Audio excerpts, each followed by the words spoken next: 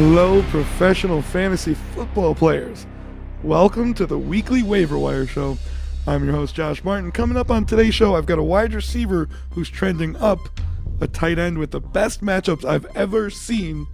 Plus, I've got 6 guys, all who are 100% owned in PFFL, who have combined to score only 67 points in the first 3 weeks. They're droppable. But first, that's right, it's the segment that's sweeping the PFFL nation. It's time for Out of the Pocket. He drops back, under pressure, scrambling around. He's out of the pocket. He's got to find someone. This week's Out of the Pocket features a guy I told you about last week, and nobody listened. You got to go pick him up. It's wide receiver for the New York Jets, Jeremy Curley. He is 0% owned in PFFL, and Sanchez loves him. If you're in Tier 1, 2, Tier 3, go get this guy. You can start him this week, next week, and especially the week after. In week 1, he scored 16 points. Week 2, he scored 5, and week 3, he scored 13. This guy is consistent. His next 3 weeks for schedule, San Francisco, Houston, Indianapolis. Now you say San Francisco, that's a scary defense. No, my friends. They are number 12 against wide receivers as far as average points against for fantasy. Number 12. Houston's a tougher matchup. They're number 3. Indianapolis, 27. That's right. They give up one of the highest point totals against wide receivers. Indianapolis is giving up 26.3 points per game to wide receivers. Start him. Pick him up. He can be an every week starter for you. That's the Out of the Pocket guy for this week. Other guys that I like, I told you last week I'm not going to talk a lot about quarterbacks, but one guy I have to talk about this week is Shaun Hill. If Stafford can't go, I've told you before, I'm based here in Detroit. I'm trying to find out as much information as I can. Right now they're treating it like it's Watergate. Everyone's got their lips sealed, unfortunately. But if Stafford can't go, this is a guy you can start this week. He got 14 fantasy points in basically a half of football last week. Now, sure, you could say that was on a couple of Hail Marys. I get it. It's true. But he loves throwing to Calvin Johnson. And the thing about the Lions offense, they are who they are no matter who is at quarterback. They're going to throw the ball. Shaun Hill is a serviceable backup and can be a serviceable starter in fantasy if you have Matthew Stafford. This week they're playing Minnesota. They are number 16 as far as defense against quarterbacks. It's a good matchup at home. Another quarterback I keep telling you about, Andy Dalton. Pick this guy up. He could start over Jay Cutler. Preview might tell you to drop Jay Cutler later. He could start over Phillip Rivers, Matt Schaub, Alex Smith, guys like that. Last week in week 2, he scored 23 points. Week 3, he had 25. His schedule is crazy good. Jacksonville, who's number 10 against quarterbacks, Miami, who's 12th, and Cleveland, who's 25 in the next 3 weeks. He's 80% owned in PFFL, but if you're in a league that doesn't own Andy Dalton, put him on your bench.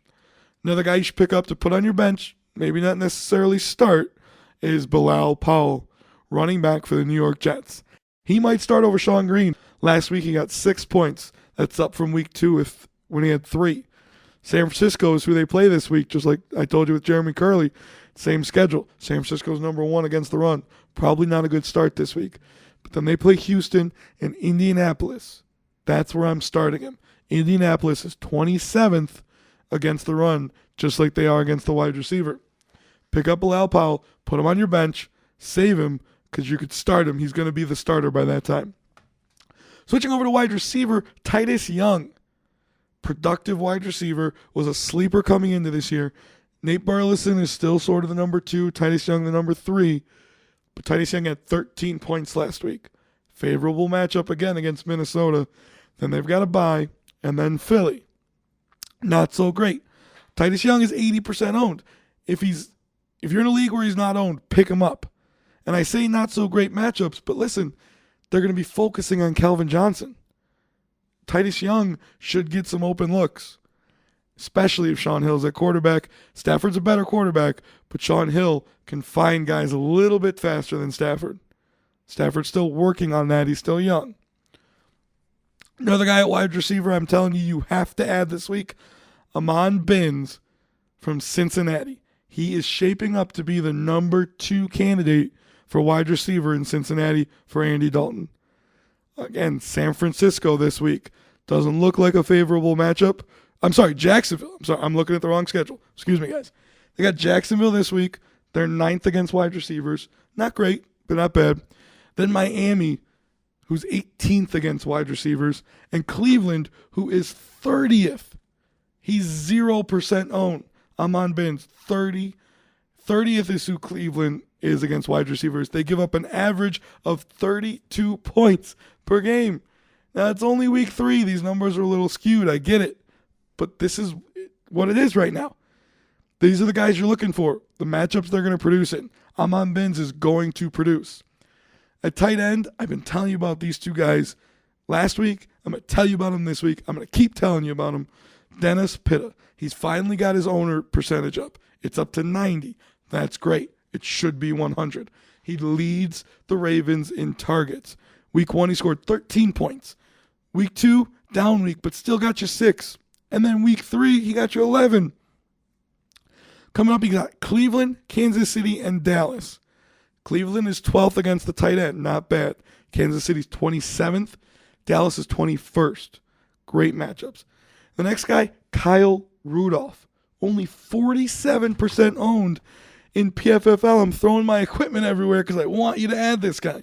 He should be 100% owned. He is a huge red zone target. Christian Ponder is looking for him. He will always look for him, especially in the red zone. He will get you touchdowns. He also has the best matchups I've ever seen for any player over the next 3 weeks. He plays Detroit, Tennessee, Washington. Those 3 in this order are 31st, 32nd, and 30th against the tight end. Kyle Rudolph in the next 3 weeks plays the 3 worst teams at defending the tight end, giving up the most points per game to tight ends in fantasy, in PFFL. Get him.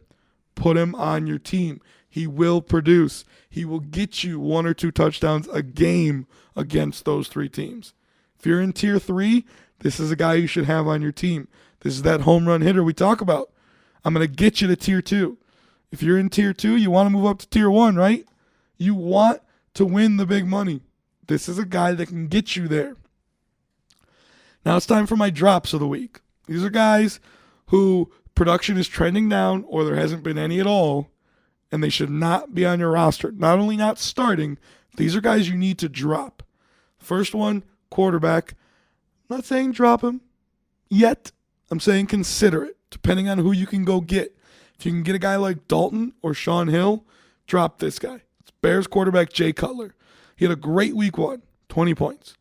Week 2, 6, and week 3, he got you 7. In his next 3 weeks, Dallas, who is 6th against the quarterback, and Jacksonville, who is surprisingly 10th. They're good against the quarterback. And then he has a bye. So the next 3 weeks, he's not getting you a lot of production. Like I said, this is the first guy. I'm not saying drop him yet. I'm saying consider it if you can fill your roster with one of those guys I gave you in the ad segment. Next 2 guys, I'm going to do them back-to-back. I'm going to do them at the same time. It's Pittsburgh running backs, Isaac Redmond, Jonathan Dwyer. Horrible. They've been really bad so far. And here's the thing. Pittsburgh has a bye this week. Coming out of that bye, Rashard Mendenhall is probably back. These 2 guys are going to get limited production, if any. And even when they were sharing the load and splitting the carries, they totaled, listen to me, totaled 13 points in the last 3 weeks. They're 81 and 85% owned respectively. Drop them today. Next guy, Kevin Smith. I've got a warning coming up against the Mikel LaShore owners and guys who are going to pick him up, but Kevin Smith can be dropped. Mikel LaShore is going to get all the carries. Last week, Kevin Smith was on the field for a few snaps, but he got you 0 points. This week, they play Minnesota, who is number 2 against the run as far as fantasy points given up. Then they've got a bye, and then Philly, who's number 10. It's not great matchups, which is a tease about what I'm going to tell you about LaShore. But Kevin Smith can be dropped. David Wilson, rookie running back, first-round draft pick for the New York Giants. A lot of hope. Thought this guy was going to split the carry, sort of like Brandon Jacobs did. He's not. First 3 weeks of his NFL career in PFFL, he has totaled -1 points. Last week, Ahmad Bradshaw didn't play. David Wilson got 0. He's got tough matchups coming up. He should be dropped. He's 95% owned in PFFL. Drop him. Robert Meacham, moving on to wide receivers. 8 points all year so far in 3 weeks. Looks to me like he doesn't have any chemistry with Phillip Rivers. He's not getting the targets downfield that you thought he was going to get coming into this season. I thought he was a sleeper going in the draft. I liked him. But unfortunately, he's just not working well with Phillip Rivers. Tough matchups coming up. And he's 80% owned in PFFL. Drop him. He should not be on your roster. You can get guys like Jeremy Curley, Titus Young, Amon Binns. Put them on your roster. Next guy, Anquan Bolden, Baltimore Ravens.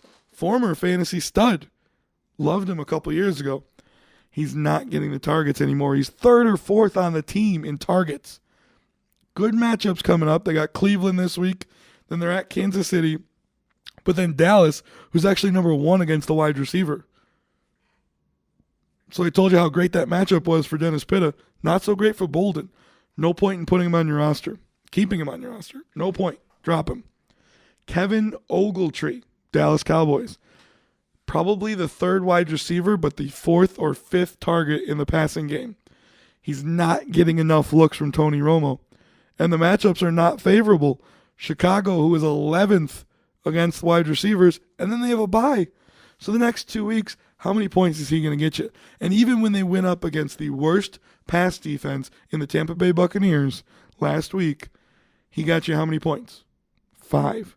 He's not worth keeping on a roster. You're not going to start him. Moving on to tight ends. First one is going to seem controversial. I understand. There's a lot of fans of this guy. A lot of you drafted him probably early. But I'm saying it in week 3.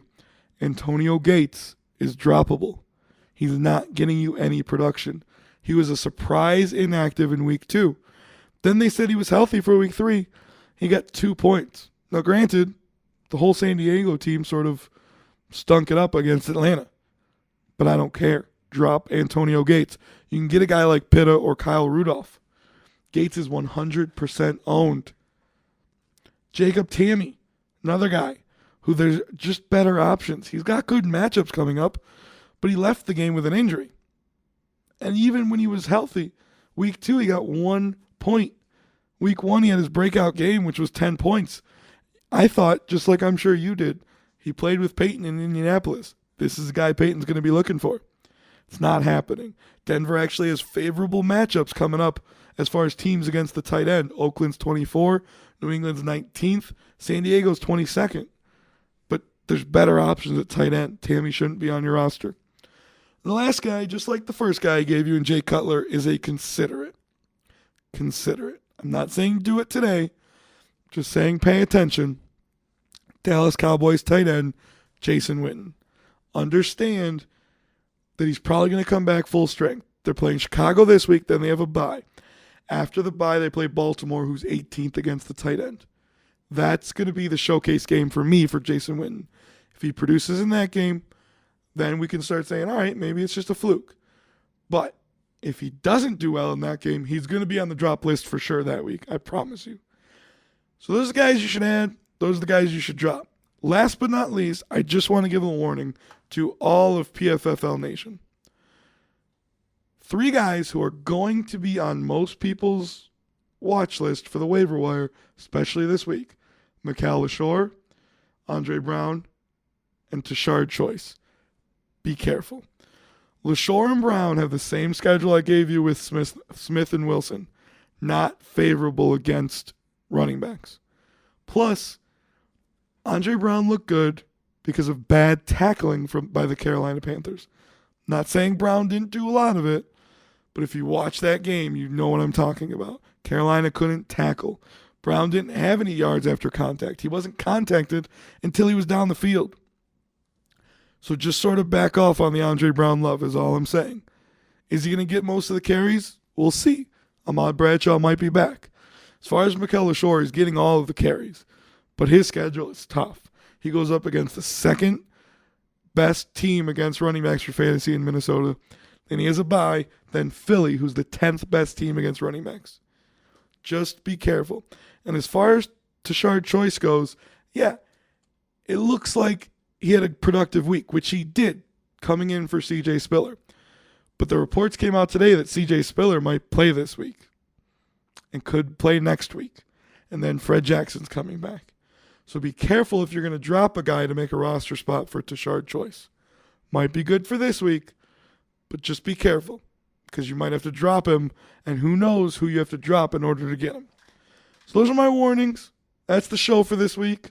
Remember, you can follow me on Twitter at JoshMartin33. I'll tweet out a bunch of waiver wire stuff as the week goes on. Plus, make sure you listen to all the great content we have here at PFFL Radio Network. PFFL Live is on Thursdays, my Stardom Situm show is on Fridays, and PFFL Breaking News is on Saturdays. And make sure you listen to my weekly sports news podcast, The Sports Section.